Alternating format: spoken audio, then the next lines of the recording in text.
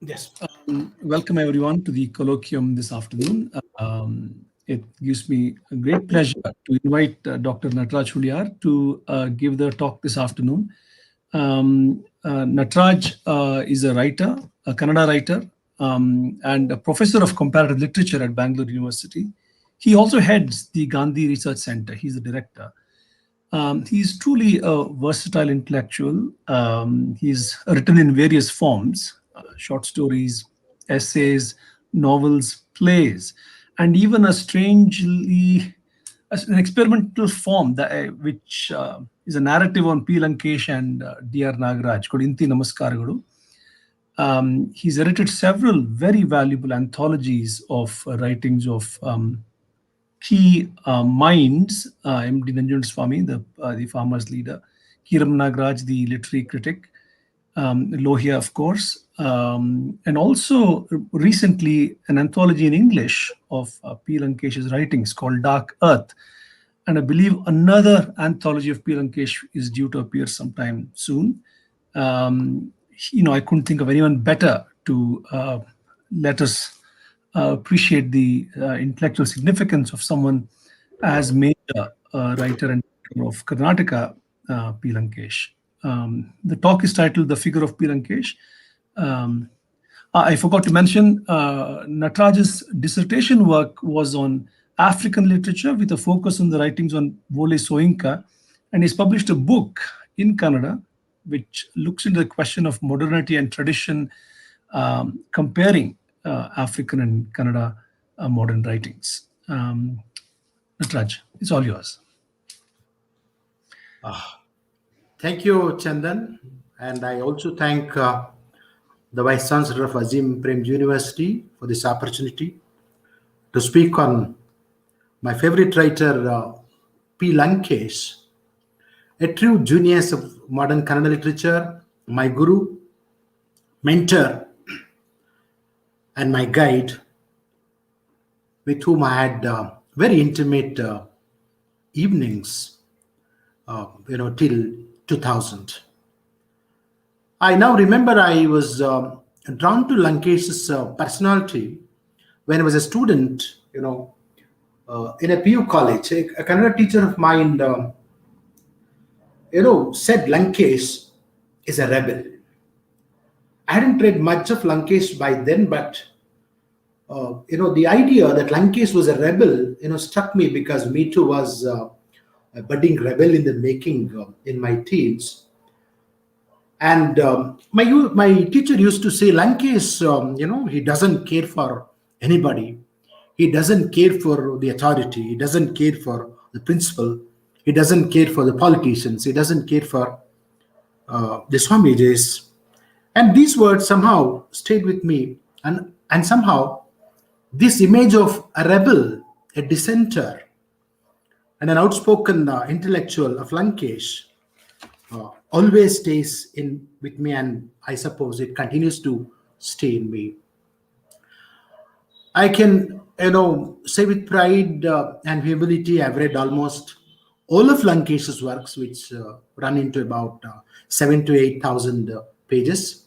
And the image of an anti-establishment public intellectual is evident in all the genres he has experimented with.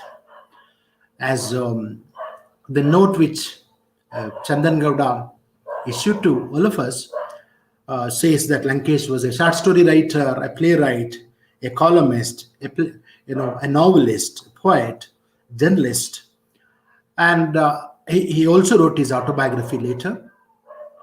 I suppose he has exhausted all the forms, in his career as a writer, which would span over 40 years or so.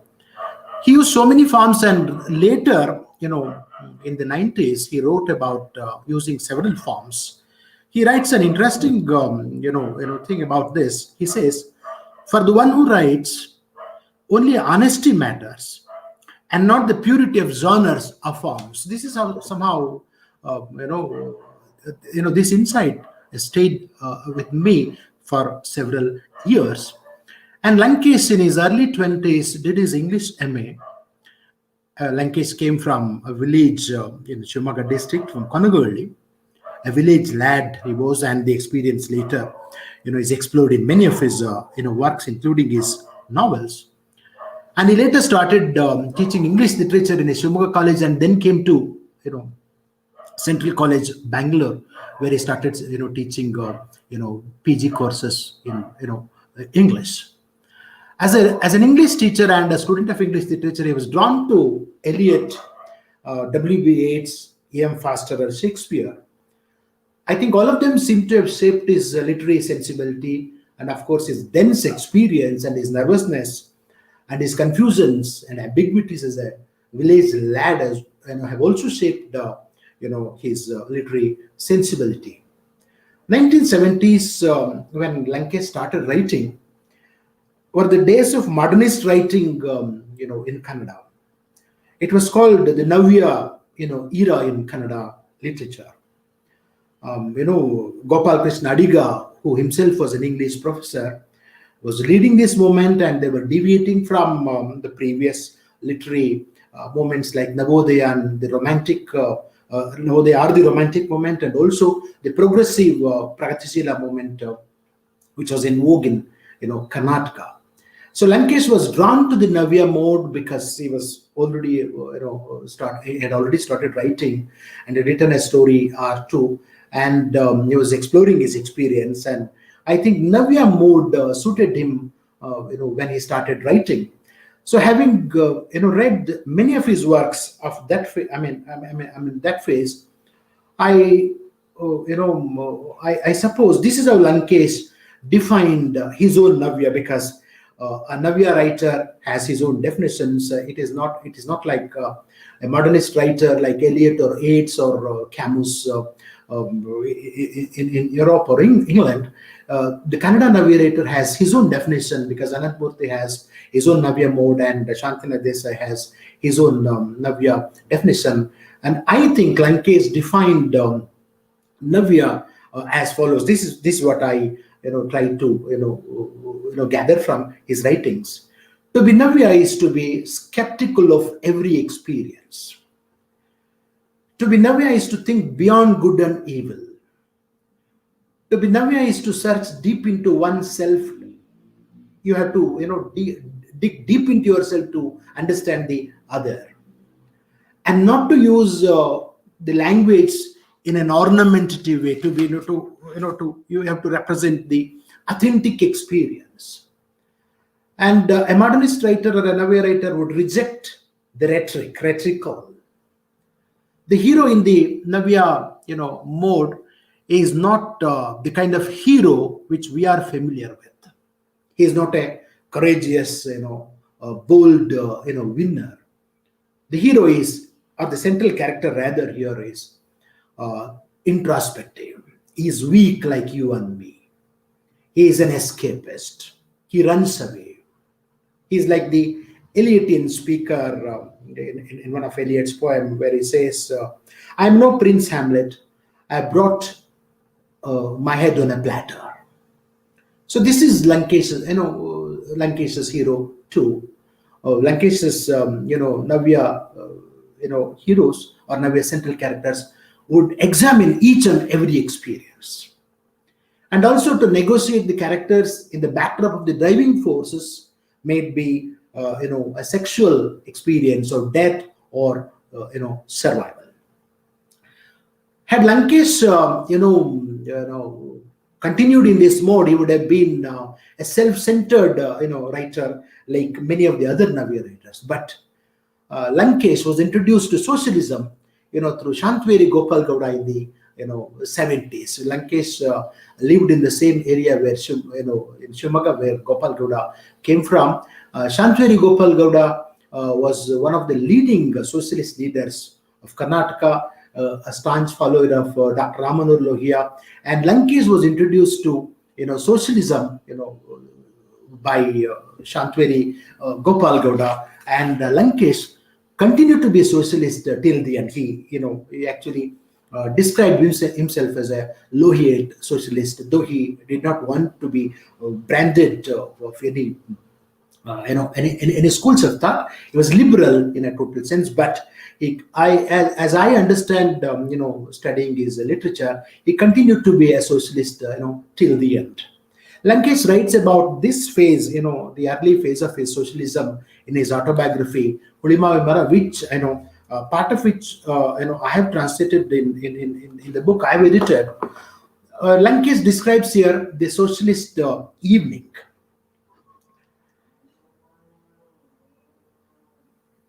As Gopal Gowda and his fellow socialist friends, writes Lankesh, as Gopal Gowda and his fellow socialist friends started taking peg after peg of whiskey, they would raise the pitch of their discussion to that of music.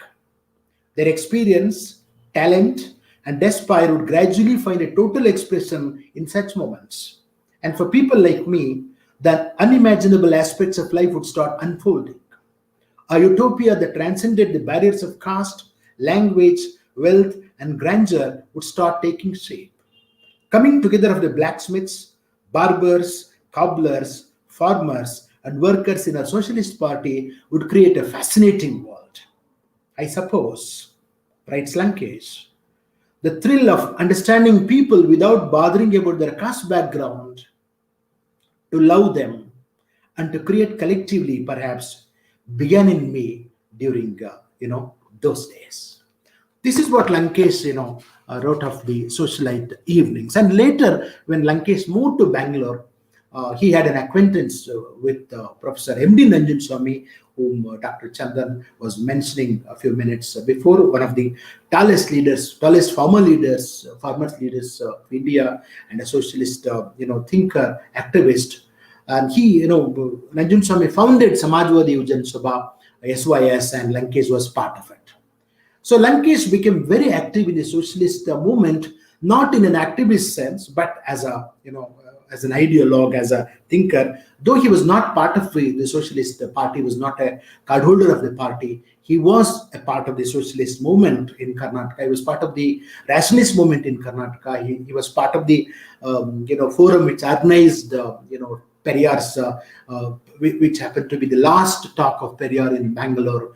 Periyar came down to, Bangalore, and there were attacks on rationalists, in the early 70s. And Lankesh, was always restless.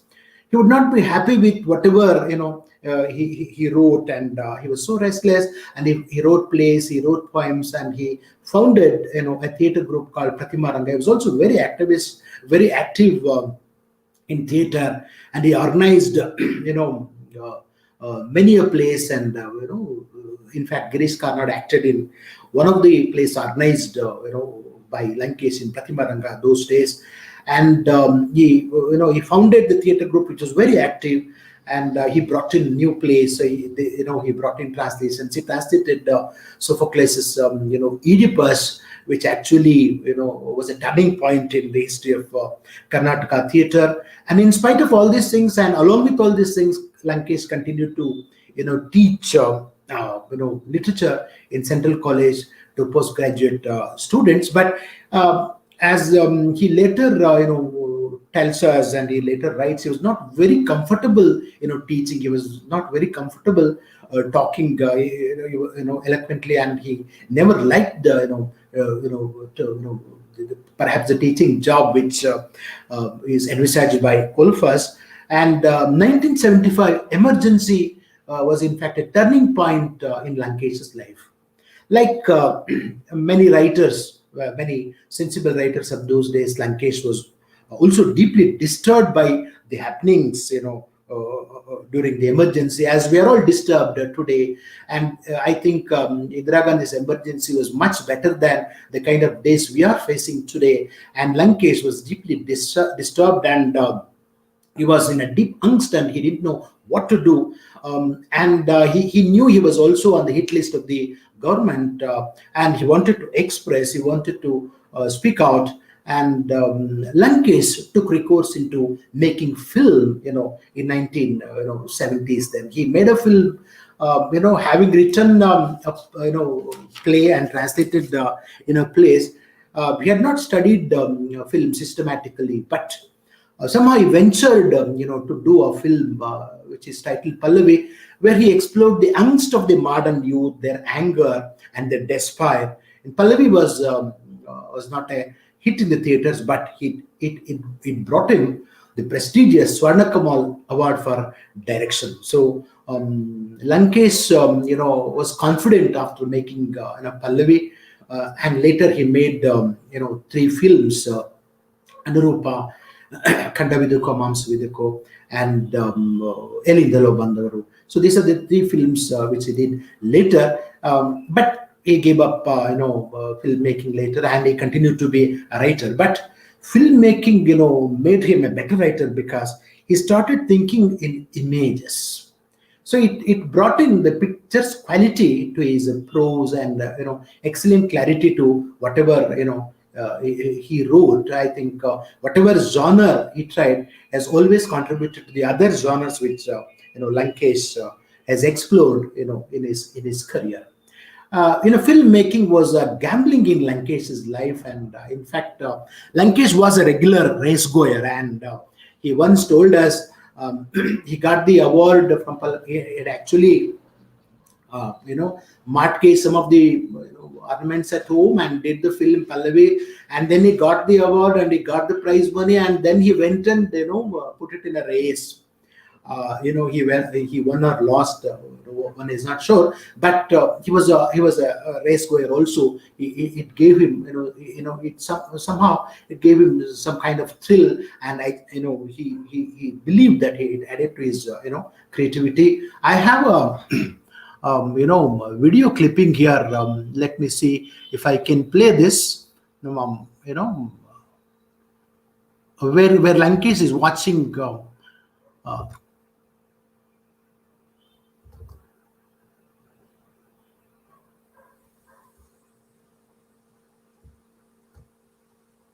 You could see this.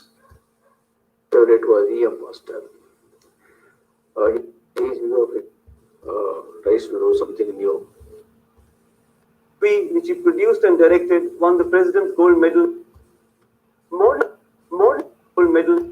Babu Benina Mudiki Gestu Praya. Yes, Tugadi Chandra. Writing It is not showing. The video is not showing. has a universal appeal across generations. No writer. You see, Lankesh. Tries to do something.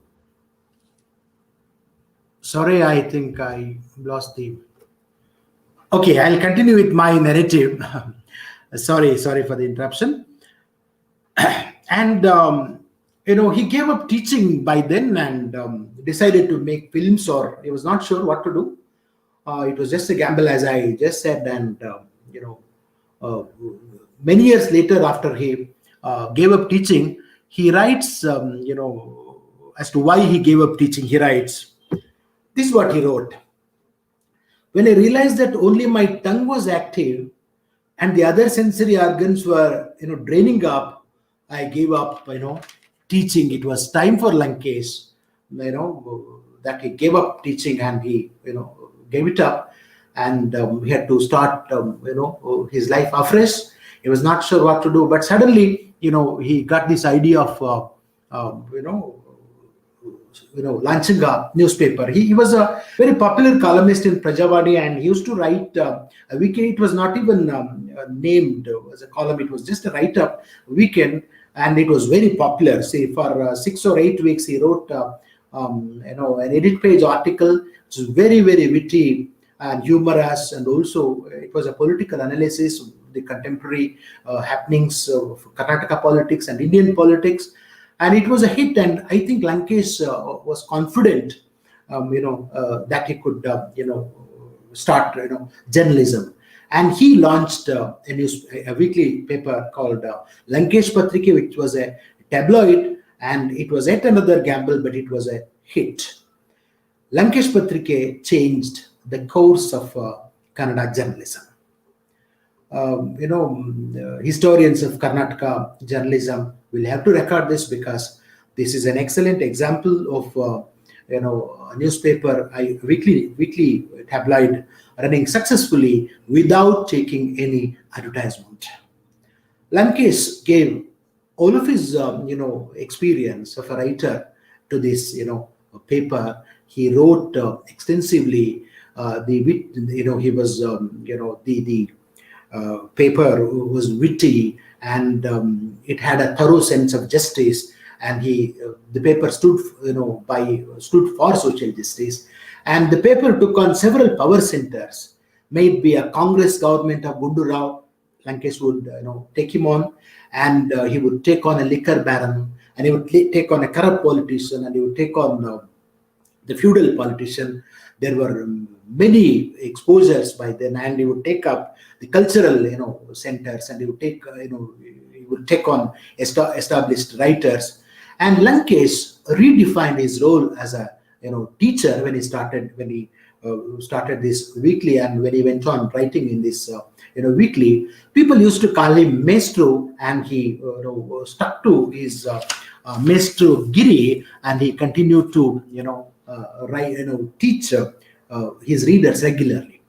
The tagline of his paper Lankesh Patrike was Ranjane, Bodhane and Prachodane, roughly translated as entertainment, education, instigation. So this was the motto of Lankesh Patrike. Lankesh taught several generations of writers and activists and readers about secularism, anti-caste attitude, the pro-Dalit attitude, pro-minority sensibility. See, all of us, my generation writers and also the next generation writers learned all these qualities from P. Lankesh and his writings. And criticism above all. Criticism, like Eliot said, for Lankesh was as inevitable as breathing. He was critical of everything and everybody, including the books he reviewed. He reviewed books and wrote some of the best literary essays in Lankesh Patrike about the best of the writers. This is how he would, he would convert his, paper as a university. He might have been not a very good teacher in the university, which he made up when he, became the editor of this paper. He went on writing about the best writings and the best writers. And many of the Kannada readers know about best of the Kannada writers through Lankesh Patrike and his, writings. And he was the best reviewer. He was perhaps one of the best practicing critics, of those times, because he was unsparing. He was very objective. He would be prejudiced, of course, but very, very sharp, in his observation. He would not spare any of the writers. He would not take them of the face value, and he would be thoroughly critical them. And this made Lankesh an excellent, prose writer. I, as a student of Lankesh literature, this is no hero worship, but I would say this is my objective analysis. I think Lankesh is the best prose writer in Kannada of the 20th century, because his prose was modern, very communicative, very witty, very lively, and also very, very ethical. So the way he wrote prose was so transparent. In one of his poems, Avva to Mother to, he defines who is a modern man, what is a modern man. So this is what he writes. Clarity and rationalism are the features of a modern, man. To be modern in Lankesh's sense is to stand for justice, to speak or talk with clarity, to talk straight, to write with clarity. He always said, prose is transparent. He always suggested to the young writers, the next generation writers, to begin with, prose, to write good prose, to become, a good, writer. And Lankesh continues to live with other writers also.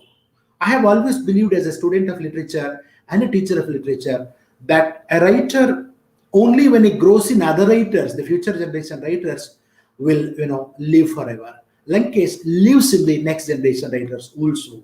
Lankesh's strength was he made many of the ordinary people who never wrote to write. Sarah Bubkar, a housewife in Kasargod who never wrote, Lankesh asked her to write her experience, and she became an excellent writer.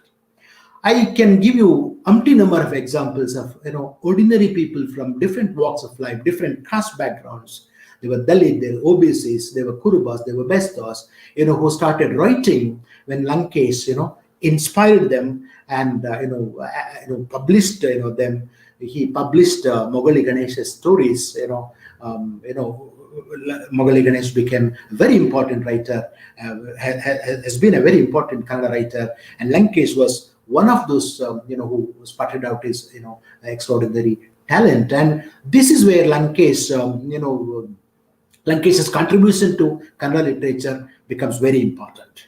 He not only nursed young writers, he taught them, he guided them through his books. He was critical of even these writers whom he encouraged, and I would say easily at least two generations of writers, including the previous generation writers, were inspired and educated by Lankesh's writing. And also the activists of different movements. I have seen Dalit activists, farmers movement activists, and other social movements activists were regular readers of Lankesh Patrike. Even I've heard politicians, when they meant to be good politicians, even Ramakrishna Hegde, Deve Gowda and J.H. Patel were the readers of Lankesh Patrike. They would draw a lesson or two from this Lankesh's editorials and guidances. Towards the end of 1999, Lankesh was choosing the man of the millennium in the Karnataka context. All the newspapers were choosing their own faces as to be the person of the millennium, and Lankesh also had to choose the man of the millennium in the Karnataka context. Finally, he toyed with many personalities, and he discussed with his colleagues and with many of the young writers and readers. And there were two important choices before Lankesh towards the end. One was 12th century poet reformer, Kannada poet reformer and revolutionary poet Basavanna, and two, 20th century politician and statesman Nagaraj Huliyar. For those who are not aware of who Basavanna is, let me just briefly tell you. Basavanna had spearheaded a cultural revolution, a religious revolution, and a literary revolution in 12th century Karnataka. His was an epoch-making attempt to found a new religion based on caste equality. It was a phenomenon, a very rare phenomenon in the Karnataka context. Lankesh chose Basavanna and Nagaraj Huliyar. So Nagaraj Huliyar, he is a contemporary politician who lived till 80s, 90s or so. Nagaraj Huliyar was instrumental in bringing two revolutionary reforms. One is Land for the Tiller Act, which was actually, the issue was raised by Shantaveri Gopal Gowda when he led Kagud Satyagraha in the early 50s, and Shantaveri Gopal Gowda entered Vidhan Sabha, and Nagaraj Huliyar, who was an MLA when Gopal Gowda spoke of land for the tiller demand, and Nagaraj Huliyar, when he became chief minister, he actually implemented this act. Let us also remember the contribution of B. Basulingappa and Uchmasti Gowda when Nagaraj Huliyar implemented this revolutionary act. The second one was the Havlur Commission report, which paved way for reservations for other backward classes. The report, has served as a model for Mandal Commission. As we all know, both Havlur Commission and Mandal Commission have changed, the course of history in India, which all the students of modern Indian history and politics would definitely know. Choosing Nagaraj Huliyar as the man of the millennium was because of the bold steps he took, and that changed the course of Karnataka. Lankesh gave his reasons for this choice, and towards the end of this note, he made a very interesting comment, which really thrilled me. He says, I chose Basavanna and Nagaraj Huliyar, and towards the end I had to choose Nagaraj Huliyar, because Basavanna is from my caste. I hesitated to choose Basavanna as a man of the millennium. So this is the kind of secularism which Lankesh had taught us, and not to be with our own caste people, not to move around only in our caste circles, to go beyond it, to think beyond the caste meanness. In fact, Lankesh had written a play called Sankranti, where he had examined Basavana also. It was a thorough search into Basavana's character and the changes which he brought in. But later, when Lankesh became a journalist, he was fascinated by Basavana's vachanas, the prose. In fact, when Lankesh became a journalist, he was influenced by Gandhi's prose also. It was a stage where Lankesh rediscovered Gandhi's prose, the simplicity of Gandhi's prose, and the communicative ability of Gandhi's prose, and also the kind of transparency that Basavana's vachanas and also the other vachanakaras would show to their listeners.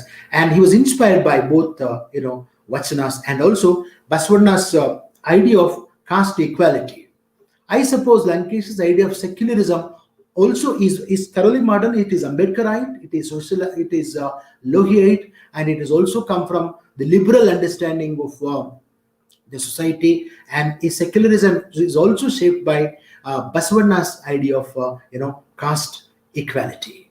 So Lankesh, no wonder Lankesh became a champion of secularism when communalism was on the rise. Lankesh led a procession in Shimoga against the communist forces, where the communal groups were collecting bricks for Ram Temple. Lankesh wrote a very moving editorial where he says, "Ittige pavitravalla, jiva pavitra." A brick is not sacred. Human lives are. This actually, this is how Lankesh, would form, the opinion every week. This would change because he would not take extreme leftist positions or, or extreme revolutionary positions. He tried Gandhian method several times to, appeal to the hearts of the people. So this is how well-meaning upper caste people would also realize what actually Lankesh was, trying to, teach them. One more comment. I'm coming to the end of my almost concluding part of my presentation. One more comment which Lankesh made towards the end of his life, that is in 1999, comes to my mind. Chatting with me in an evening, we used to meet once or twice in a week. We were a regular, some of us were regular members of, his evenings, and he used to call us members of Dushtakota, the caucus, and he was very comfortable with us, with some of us, 6 or 7 people who discuss, culture, politics, literature, and several other things. Also, we would chat about everything, and Lankesh was a very great conversationalist, and he was at best, in those evening chats. And many of the insights which I've recorded in my book Inti Namaskar Guru, which is a tribute to my two of my gurus, Lankesh and Dr. Nagaraj. I have recorded many of these insights which Lankesh would share with us in those evenings. And in that particular evening, towards the end of 1999, Lankesh, in a very contemplative mode, said, "Manushya mulataha evil." Human being is basically evil. Lankesh by then had, in fact, explored the nature of evil in several of his, works. May it be a story or a play, or the write-ups which he did for his paper. He would look deep down into himself and the others to understand the nature of evil. He would be unsparing of his own self also when he wrote, creative, pieces. He would look deep into the abyss of the self and, find out the evil in human beings. And towards the end of it, he would stuck, he would stick to this. vision, this dark vision that human being is basically evil.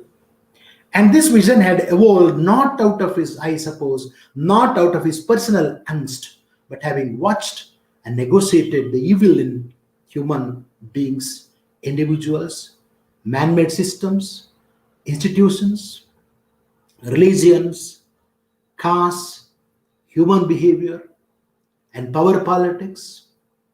Perhaps having looked at all these things, looked deeply into all these things, Lankesh had arrived at this conclusion that human being is basically evil.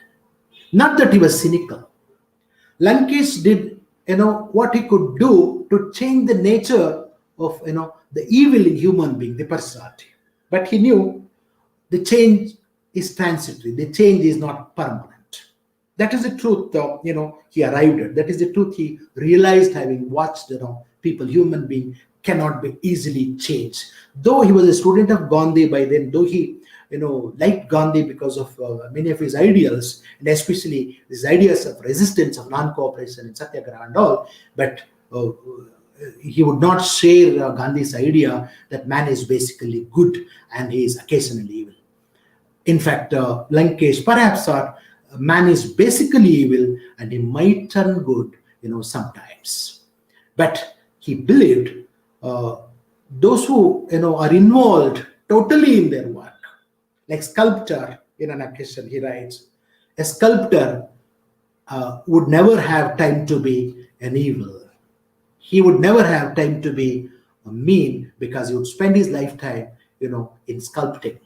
So this is where Lankesh thought of Gandhian characters later in his play Gunamukha, where he brought in Hakim, who would transform the dictator Nadir Shah of Delhi, who ruled Delhi centuries ago. And Lankesh tried to experiment with Gandhian ideas to transfer human being, which he tried in some of his last stories, like the touch Muttiskondavanu and Kallukaravu Samaya, when stone melts, and also a story like the classmate, the Sahapati. But somehow he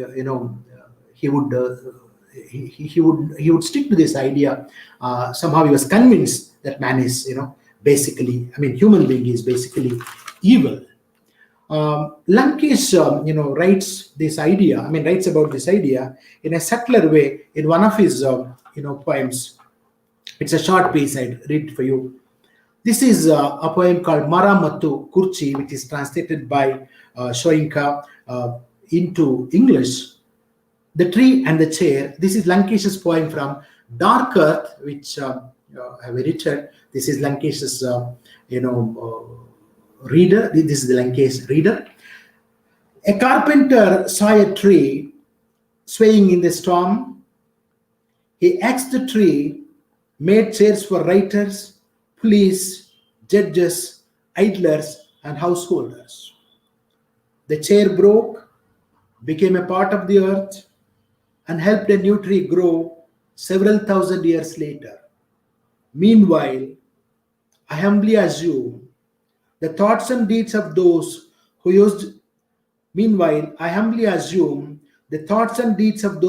the chairs only compounded the distress of humankind. This is skeptical Lankesh in his poem. This vision would often repeat because Lankesh always looked deep down into the abyss of the human unconscious, the abyss of the man-made systems, the abyss of the man-made institutions. January 24th, 2000, at about 8 p.m., I met P. Lankesh in his office. He had just finished writing his introductory remark to his edition, the new edition of Lankesh Patrike. When I went there, he was watching a film based on Jane Austen's Pride and Prejudice. He was unusually quiet. He was lost in himself. He was not at his best. Something was bothering him. I tried to cheer him up. He was cheered by the kind of gossip I made on somebody. But as a passing remark, he just said, "It is better to perish than writing like this." Lankesh had just finished at 7:30 or 7:45 the note before sending the latest edition to uh, the press. At about 9:30 p.m., 24 January, Lankesh climbed down the stairs of his office slowly and came down, and actually climbed down before he did. So I was waiting for him, and before getting into his car, Lankesh said to me, "Barleno, shall I leave?" Neither did I, nor did he perhaps know that Lankesh was slowly walking towards death that night. When Lankesh breathed his last that midnight, the last issue of Lankesh Patrike was under print. Lankesh had done his duty as a writer, an editor, till the last minute. Gauri Lankesh took over Lankesh Patrike after the demise of Lankesh and ran the paper for a decade. Had many problems running the paper, but she published Lankesh's books and reached Lankesh literature to lakhs of readers and kept Lankesh spirit alive, both in her writings and also through distributing Lankesh's books all over Karnataka.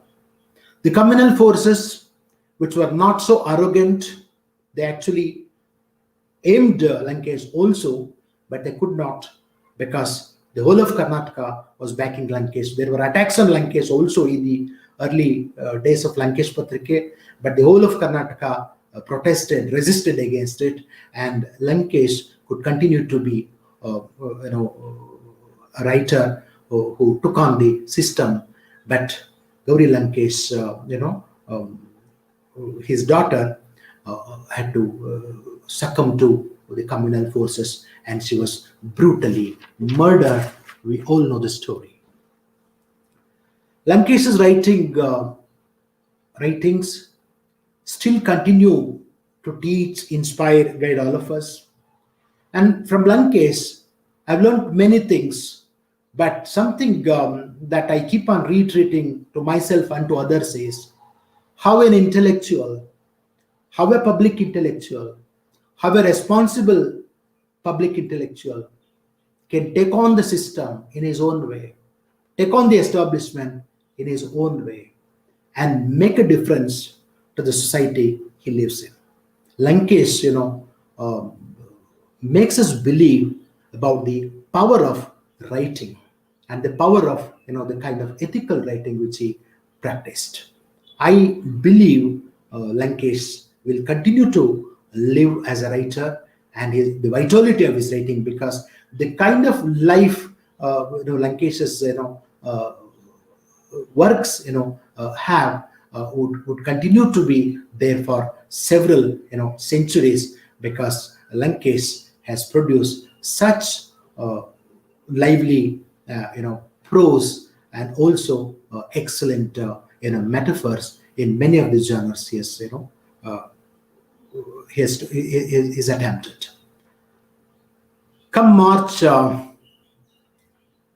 8th March, had Lankesh been around, he would have been 86. Happy birthday, Mestre.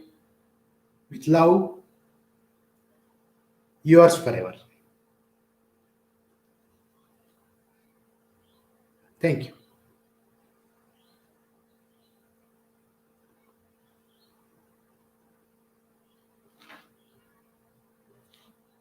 Can't hear.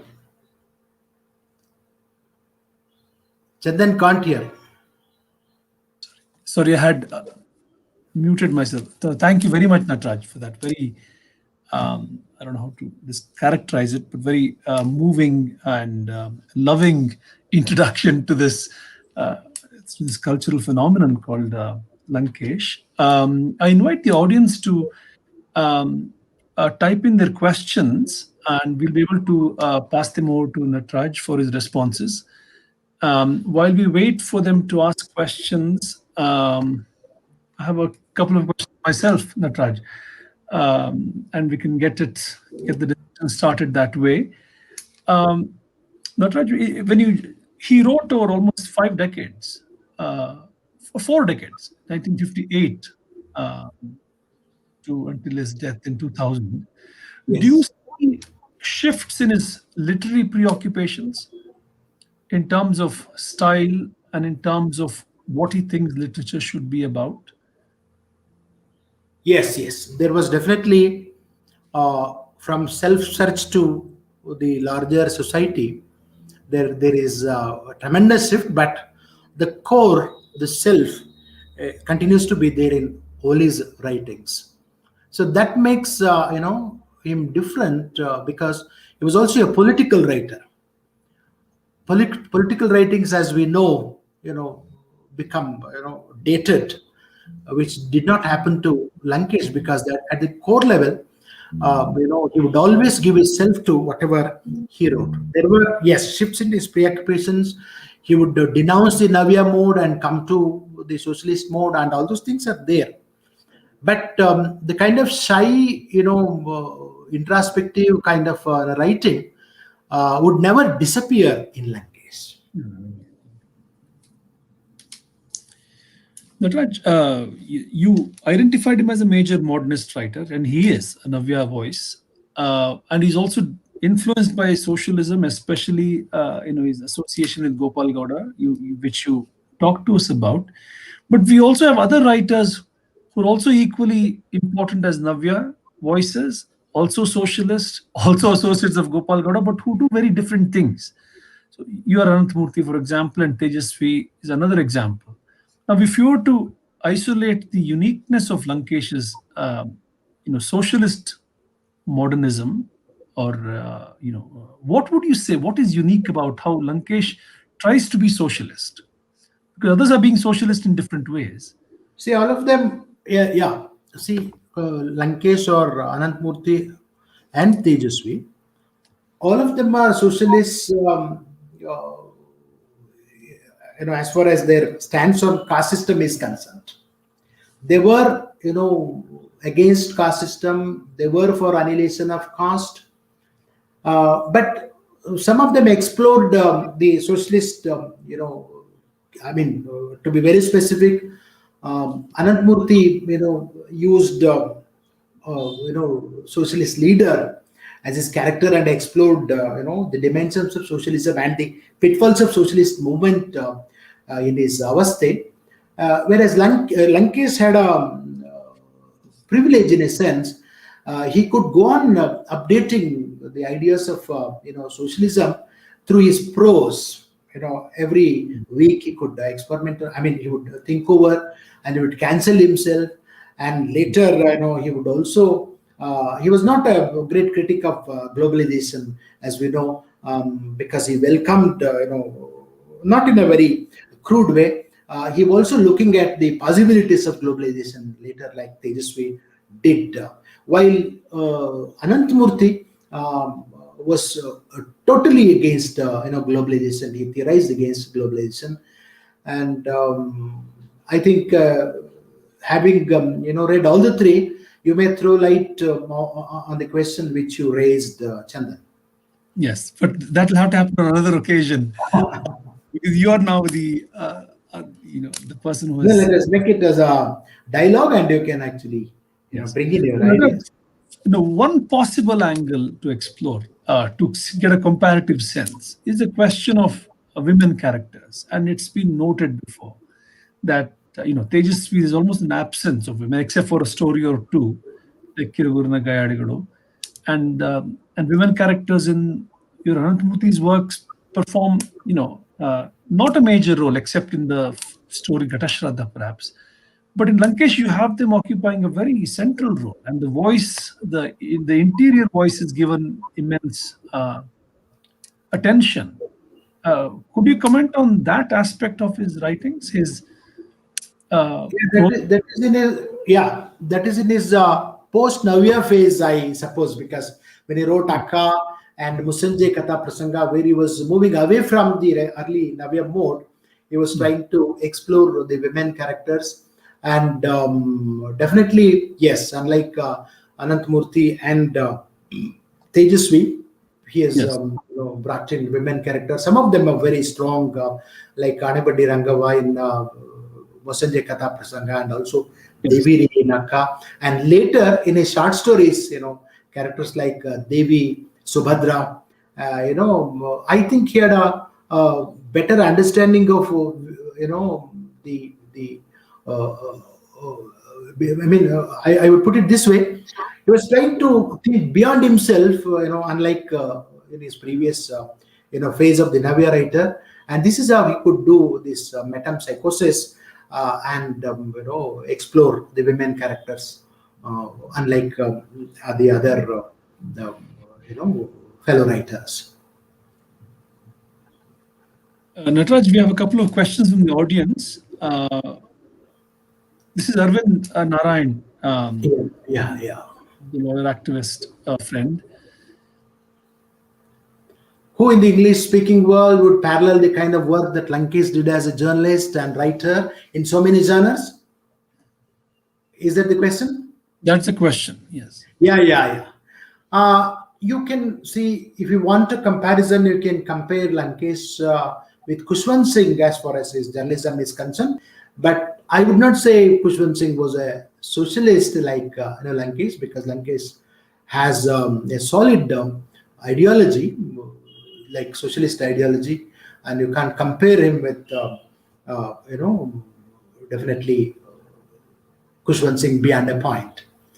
But writers, I really can't say, because Lankesh used a persona called Neelu. He wrote short poems in the person of a woman, Neelu. That's an answer to Chandan's previous question also, because when he started writing in the person of Neelu, he was able to capture the interior of a woman much better than what he did in the previous writings.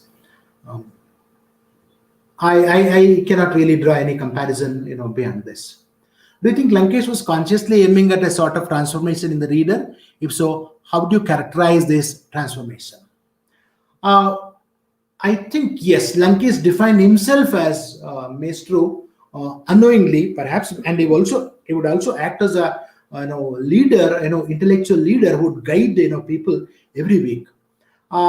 Yes. A friend of mine, a friend asked me a question.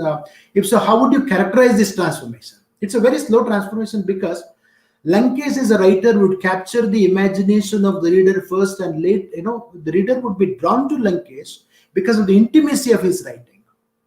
See, everybody, the readers of Lankesh Patrike who are reading Lankesh Patrike for the first time would be drawn to Lankesh and his writings, thanks to the power of his writing, thanks to the kind of sincerity and honesty of his writing, and also the kind of intimacy it oozed off, the prose oozed off.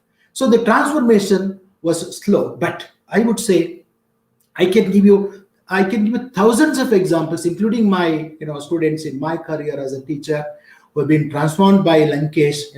The critical outlook is transformed, their political stance is transformed, their social understanding is transformed, and I would definitely say I have seen at least 100 people who have become very secular in their attitude, very anti-caste in their attitude, and equality loving people in their attitude, because of Lankesh.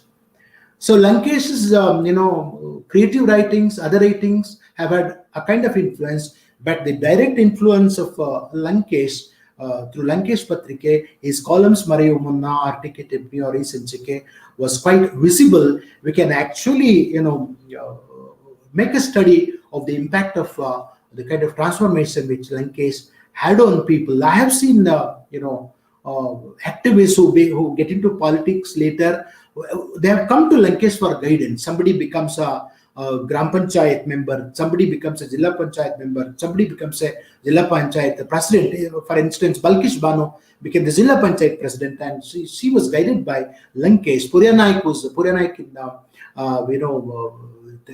Shivamoga was actually inspired by Lankesh. So because Lankesh wrote continuously on decentralization, he supported Nazir Saab's experiment in about decentralization. There were lots of followers in political circles also, because Lankesh always believed, Lankesh was very critical of the body politic and the contemporary politics. There were lots of followers in political parties also. Even in BJP, because he was a very vehement critic of communal forces and BJP, and there were BJP, politicians who would follow Lankesh. I've seen Ainur Manjunath from Shivamoga coming to Lankesh and talking to him very, intimately. So this is only to say Lankesh as a writer would appeal to all, those who have some kind of conscience. So Lankesh was often called as the conscience keeper of Karnataka, which is by and large, true. So many people, I have seen would say, what would Lankesh say if I behaved like this? That is why even today you have seen people saying Lankesh should have been here now. Lankesh iddidre ಇವರು ಈ ಪಕ್ಷಾಂತರಿಗಳು ಇಷ್ಟು ದುಡ್ಡು ತಗೊಂಡು ಹೋಗ್ತಾ ಇರಲ್ಲ. These kinds of talks, I hear even today. Those who floor crossed recently, those MLAs who were bought would not have been so daring if Lankesh had been around. Is the kind of lore I hear. Basically, the kind of relationship he established with the readers. I would tell my friend who raised this interesting question, which gives me another area to study. The kind of intimate relationship and the bond he established with the readers brought in that transformation. And if you are a writer, it gives you a lot of ideas as to how to establish that kind of bond with a reader. If the socialist and rationalist also believed that man was basically evil, what were some of the sources of his optimism? Yes. Lankesh, at the heart, realized that man and his institutions were, causing evil, especially man's, drive to survive makes him evil. He would not give up rebuilding, because this statement or this realization would make you cynical. But this realization would make, would give rise to a Buddha who would like to transform a world. This realization might give rise to a Gandhi who would like to transform. Lankesh, in his during his theater moment, and also during his journalistic career, believed something good will happen here. There may be a very handful people. That's why he launched a political forum called Karnataka Pragatiranga, which he wanted to launch into a bigger political party, which he could not, because he realized his limitations and he did not do it. But he never lost optimism, because each election he knew elections have been very corrupt, but still Lankesh would not give up this hope that one or the other good fellow would be elected. He would, in fact, during elections, he would name people and tell readers, you should choose them. You should choose this fellow across the party line. He would choose good fellows which Lankesh and his readers and his team would believe are decent fellows. So this was a source of optimism. See, this realization did not make him cynical, but inspired him to continue his fight against the evil. Thinking of Lankesh today is like taking deep breath to prepare oneself to stand out with open critic. If Lankesh were to ask questions to understand authoritarian power today, how would he articulate it?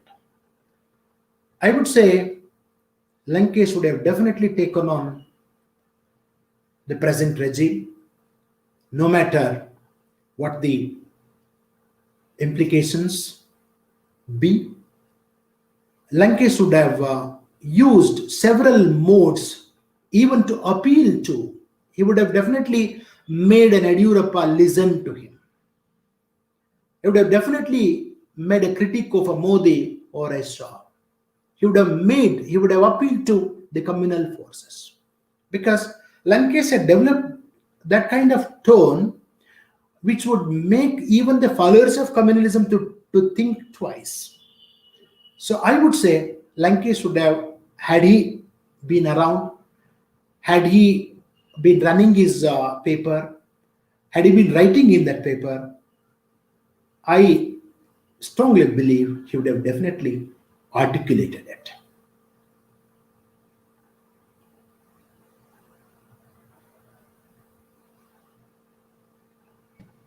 Nataraj, while we wait for the audience to ask other questions, Do we have to wait? uh, Do we wait? Or?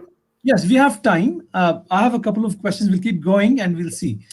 No, I would say you should answer some of my questions now. Why is Lankesh not translated into English? See, this is let me draw you, because you're also interested in translation and all. See, wherever I go, I mean, travel in India, I visit other universities in India, I come across only Girish Karnad and Anant Murthy being translated more and more, not even Kuvelpu. See, Lankesh, Tejasvi, and Devanur Madeva should have definitely been translated into English. Yes. Can you tell me something about this politics of translation, cultural politics of translation that's happening in Karnataka? Because some of you, who are actually involved in translation, who are very influential in this area, who can actually translate and actually bring people to translate, should be, because being a student of Lankesh, after so many years, I had to bring in this reader. Till then, not even a book, not even a novel of his is translated. Vanmala Vishwanath brought out his collection of stories in English, and before that, one or two have been translated. I think all of Lankesh's works should have been translated into English and Hindi by now, because we should have a translation policy in Karnataka, where the stakeholders should talk about this, where all the major writers, important writers, those who matter, those who can influence the other, writers in other languages, readers in other languages, should be in English. What do you say about this, Chandan? This is a very complex question. I think you're right. I think part of the reason, a big part of the reason, is that someone like Lankesh and Tejasvi, they don't seem to have really care too much about wanting to be translated. If they had cared about it, they would have done something about it. So whatever little translation we do have of them, Nataraj, if you look at any major anthology of Indian literature, they will include a story by Lankesh, either Rotti or The Classmate or The Touch, things like this. So there's no forgetting him. He's there, and even Tejasvi's stories are there, but there's not a single anthology of his before you put it together last year. Now, why that hasn't happened is, I think, there are definitely, you can have a sociology about, who initiates the move for translation, the availability of translators, and what happens. It's very complex, Nataraj. Because I would not want to subscribe to any conspiracy theories about this. No, it's not. I'm not talking of conspiracy. No. Those who have a say, those who have a say across the universities or academia, yes, should have made a point, to bring Lankesh or Tejasvi. I agree. into I English. agree. That's what I did, because Lankesh, you are right. Lankesh was not interested in getting his works translated. He had a lot of money. He could have employed people to translate or ask people. He would never do it. Lankesh was very shy, and he would never promote his works. And he would never talk of his works also. He would hardly mention his works. And Yes. he mentioned he was very shy. Even Tejasvi, would not mention his works. You see, because for them, writing, mattered. Only writing is important. And Yes. writing in Kannada mattered. Yes. So that's how they were It's truly a mystery, and I think you might have an answer for this point. Like Ramchandra Sharma, who has translated a big chunk of whatever has been translated from Kannada into English, be it Kuvempu, be it Yashwant Chittal, be it Masti, be it, he's translated a lot. And he was very close to Lankesh. They met every evening. I've always wondered why he didn't initiate the work of bringing out an anthology. But anyway, but I definitely think there are networks. I mean, you can't explain it otherwise. Yes. That's right. Publisher networks, translator networks, and Yeah. these things work. Yeah, Sharma translated one of Lankesh's stories, The Classmate, Yeah. which he did a very good job. He would have done, but somehow, he was close to Lankesh. Somehow, I don't know. Yes. Because he was not assigned any of, because Sharma would translate only when there was an assignment. Yes. Somebody assigned, Carvalho to Padma, Ramchandra Sharma, she did it, and perhaps no publisher assigned, any of Lankesh's works to Sharma, and perhaps he did not take them up. But now, I think whatever should go into English of Lankesh or any of the important writers, even it may be Chittal or somebody else, should go to English. Because there are, there is a novel like Chirasmarne, which is run into 20. It's the only document on Kayuru struggle in Kerala. Very popular kind of, but a fine document. It should have been in English by now. So I think the translation academies here in Karnataka or the culture, departments should. Yeah, Shikari was translated 2 years ago. Shikari was translated, but Ramchandra Sharma did the Boy Who Talked to Trees, that anthology. Yes. But I myself plead guilty on the question of Tejasvi's anthology. I've been sitting on it for 5 years, and year or two, I think I should be able to see it through. But Lankesh is in safe hands, in your hands. So I'll, it's but we should be happy that the reader is out at least now. Yeah, somebody should do the Sor Mangatri Hudima in Mara to English, because it's also a history of literary movements in Kannada, cultural movements in Kannada. Because I think Hudima Mara is one of the best autobiographies written ever in Kannada, and the most honest kind of autobiography, to be very objective. It should be in English. It's not easily translatable, because the Lankesh's style is so immediate, not easy to translate, but it should be in English. Yes, I mean the levels of and the candid nature of it is really remarkable. I mean, in terms Yes. Nataraj, someone is asking a question. Giri, my colleague, is Lankesh not available in other Indian languages? Giri Rao, Lankesh's Gudamukha is translated in Hindi by Vimala. I really have no idea that Lankesh's books are available in other languages, because in one or two anthologies of Malayalam and Tamil, there are stories which are included in those anthologies, but not the whole work like a novel or a play.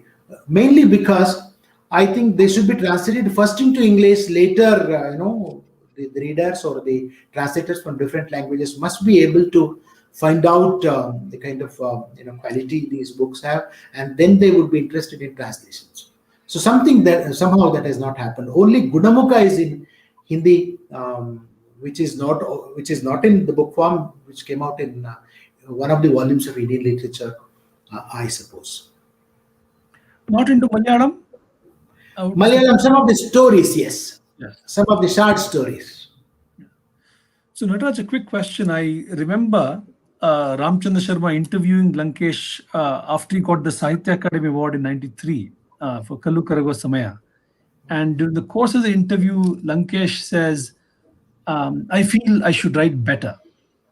And for me, it has been a telegraphic remark. Writing better, what might you have in mind?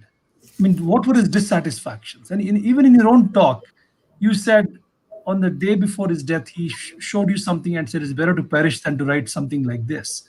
So, what is his sense for, you know, sublime literature or good literature or great literature? See, to answer these questions, maybe I have to do a bit of research to see the kind of writers he admired. Yes. Said he admired. Catherine Ann Porter he admired. Yes. And of course, Baudelaire he admired. And then E.M. Foster he admired for some reason. When he was a great admirer of E.M. Foster even when he was a student. And he wanted to do it's just an anecdote which happened. I mean, it happened actually. Lankesh goes to C.D. Narasimhaya and says, I am doing an assignment on E.M. Foster. And C.D. Narasimhaya, true to his Englishman style, looked down upon Lankesh. What? E.M. Foster? Passage to India. And Lankesh says, a timid village lad Lankesh was, even when he was in MA, he says, a passage to India is not like discovery of India. He says, and CDN was a great admirer of Nehru, and he was talking of Nehru. He wrote so much about Nehru. And he abridged discovery of India. He abridged discovery of India. It is not like discovery of India, Lankesh quips. Yes. So, Lankesh learned from all these writers, and Lankesh wanted to be new each time he wrote. You see that, development, even in the last, short play which he wrote in the last few issues, where he actually, in fact, I got it from, from his drawer. He had left it there. Those pages, he had left them there. He was writing, a play on Gubbi Veerana. That is the first, scene. Actually, is making fun of, Gubbi Veerana's, last. I mean, Gubbi Veerana is no more, and the others are mourning for him. Where Lankesh actually, I assumed Lankesh was writing of his own, death and the, kind of reaction there would be around. And Lankesh, that's what I mean. If I look back and see, try to answer your question, Lankesh was always restless about whatever he wrote. There was nothing like a satisfied look on, look about his writing. The day he wrote something, he said, it is done. And sometimes he would say, I have just sprinkled the pesticide and, been here. and think of the next thing tomorrow. He was a full-time writer. He was not a part-time writer. He would never go to, public speeches, and he was a full-time writer. And that makes, his prose so lively, I think. That's it. Yeah. But Nataraj, very quickly, you mentioned a few that he admired Foster and a few. Who are the Kannada writers he admired? I mean, you talked about Baswa, that that's Yes. in times, but very quickly, does he have such an affectionate relationship with Yes. figures from pre-modern times? Yes. Yeah, Lankesh, cutting across generations, he would admire many writers. Coimpu, when he was a student, he admired Coimpu, most. But later, he was skeptical because, the Navya criticism was skeptical of, Coimpu's rhetoric. He was not a great admirer of Coimpu then. But later, he rediscovered, Coimpu.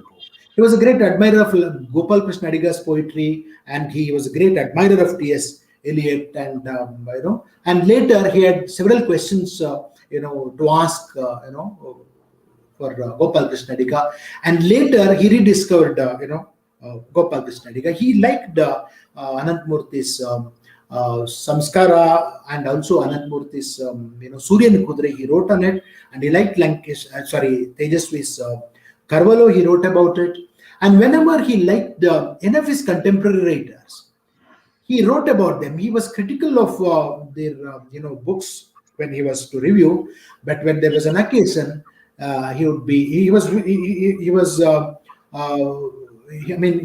had a liking for Sri Krishna already. He wrote one of the best pieces on Sri Krishna already, and Bendre. Yes, Bendre, I think he admired most.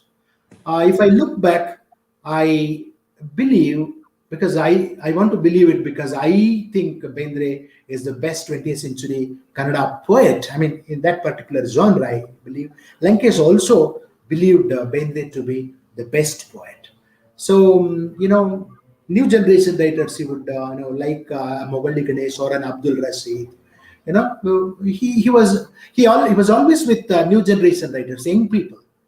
So, like, Socrates was with the young generation, Lankesh was with young people, and he would also draw inspiration from their writings. There were, young writers like Jahnavi, whom he nourished, and even Vaidehi, he admired her, stories. I can draw many such instances. Of course, Masti stories, some of them he liked, and some of them he criticized severely. And the other writer whom he rediscovered was the one who wrote Gucha Munsifa and other stories, Baglodi Devraya. No. He all of a sudden, in 1998 or 99, all of a sudden he got those books for Baglodi Devraya and gave it to all of us and asked us to read. He rediscovered Baglodi Devraya, which was not much admired in the Kannada literary circles. So he had this knack of digging out some story and show it to all of us and puzzle us.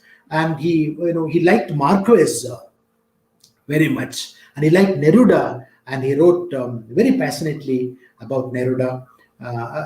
And of course, Madhev's Vadalala he liked, and his stories he liked. Kusumbala he perhaps did not approach properly. I think Kusumbale, he should have read and written about Kusumbale, which he did not do. It was not to his liking.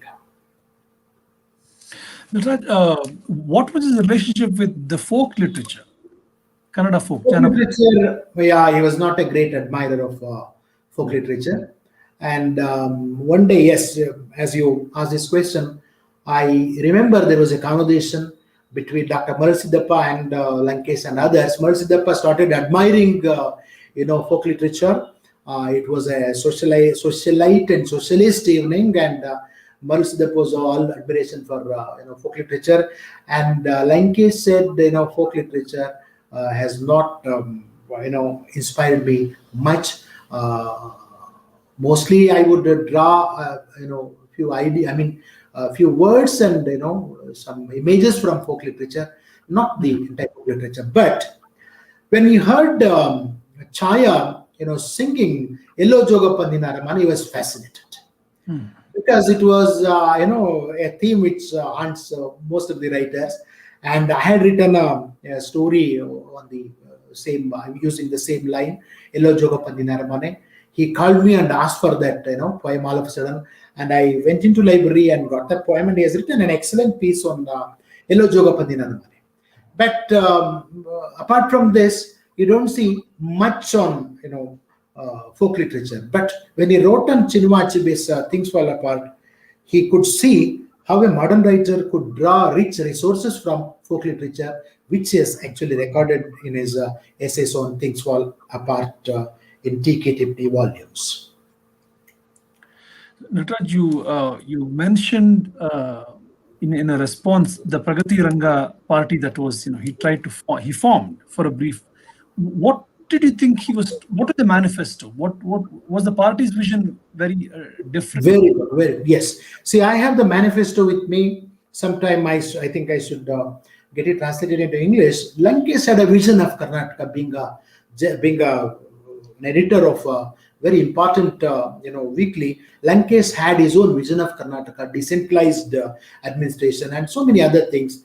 And Lankesh and his friends, especially Ramdas, Srinivas Gowda, and Ravindra Smith, so many others sat through. I think they did the best of the manifesto on about Karnataka Pragatiranga manifesto, and later I have seen some of the political parties actually took away so many ideas. Excellent, they had taken those ideas, that is fine, but they did not execute them because they looked fine for the manifesto.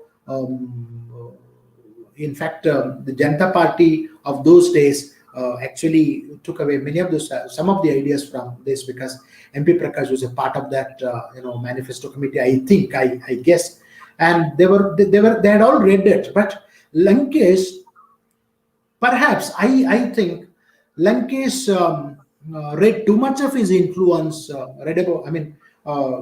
overestimated his influence a bit when he started this Karnataka Pragatiranga, and he toured extensively in Karnataka and gave public speeches. I think for one year he visited many of the places in Karnataka, and it enriched his writing later. And that is where after this brief stint with the political party, and Lankesh wrote best of his stories in Kalukargavu Samya, which I mentioned already. And there were other reaches also. The progressive forums in Karnataka were to get together to form a new political alliance. Dalit leaders, some of the factions were ready. Right, farmers leaders, MD Nanjundaswamy and Lankesh, they were friends once, and almost forced later, because Lankesh used to tease MD Nanjundaswamy in his witty columns, and Nanjundaswamy would never tolerate the kind of remarks, sometimes not so friendly, and also sometimes unjust remarks also, demeaning a farmers movement. And I think MD Nanjundaswamy had legitimate reasons not to join hands with Lankesh, and being a leader of a mass movement, MD Nanjundaswamy rightly thought Lankesh would not bring any votes if they form a party. And this is how the thing collapsed, and Lankesh withdrew all of a sudden. He did not give any reasons, and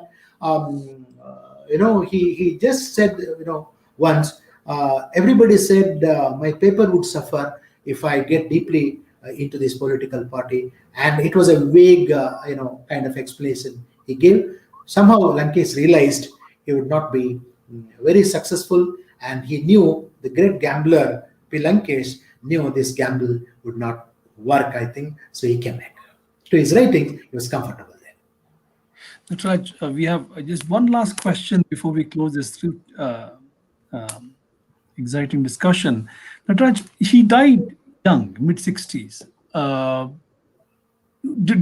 Since you knew him so well, did he have any ideas for a fictional work or non-fictional work that he had not yet started on, but he wanted to take on? He wanted to shoot a film. In fact, he wanted to make a film, basing on Chandragiriya Tiradalli of Sara Abubkar, which did not materialize. Yes. I think he had, he had an idea of writing a play on Gubi Veerana, because I guess reading that first scene, the gambler in Veerana's personality fascinated him, because Veerana would spend a lot of money, put all of his money into the next show, and he would lose that money and move into the next venture. And I vaguely guess this fascinated Lankesh, but somehow he could not write, and the kind of drafts he had in his own mind, the kind of things he wanted to write, they were not available, because he never wrote any diary, any journal, because his paper, weekly paper, he had 3-4 columns, the paper itself was a bulletin for him. He would write everything about his health, about his condition, about the friends whom he meets and all. So I think that is the only play which he left incomplete. Um, when he died, I thought I would, use that scene and write, continue that play. And later I realized you can't continue someone's scene. You can somehow, carry on with his ideals and messages, which as a teacher and a writer, I'm doing in my own humble way. Thank you so much, Nataraj, for taking us through your sense for Lankesh. I'm sure the audience, found it very stimulating, and I certainly did. Thank you again, Nataraj, and thank you to the audience. We'll meet again next week. Thank you, Chandan. Thank you, people at Azim Premji University, one of the prestigious institutions of India. I thank for this opportunity. I was asked once to come and give lectures there, but I could not. Then I have used this opportunity. I don't know whether I've done justice to what I was supposed to say. Thank you very much. Thank you, Nataraj.